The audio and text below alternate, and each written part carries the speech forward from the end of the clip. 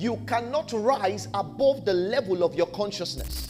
As a child of God, I want you to have that consciousness that where Jesus is seated, that's where you're seated. It is not me telling you from my own mouth. It is the scriptures that is telling us in Ephesians chapter 6 that he raised us up together and made us sit in heavenly places in Christ.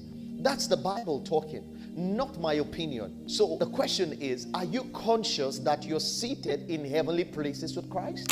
It will be very difficult for you to imagine that you're seated in heavenly places with Christ, because trust me, we're talking about Jesus and I'm just a mere man.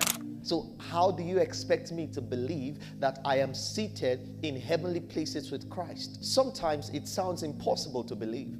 But you see, the truth is, the scriptures is letting us know what Jesus did.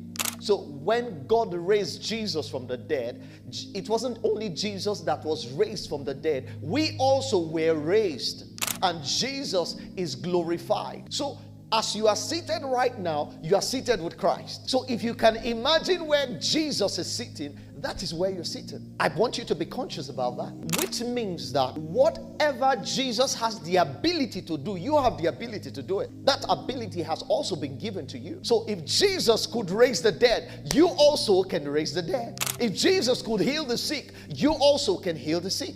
If Jesus can open a blind eyes, you also can open a blind eyes. I want you to believe it. That's what I'm talking about, your consciousness. You cannot rise above the level of your consciousness. So for you as a child of God, there are many things you would not be able to experience in your Christian life if that consciousness is not in you.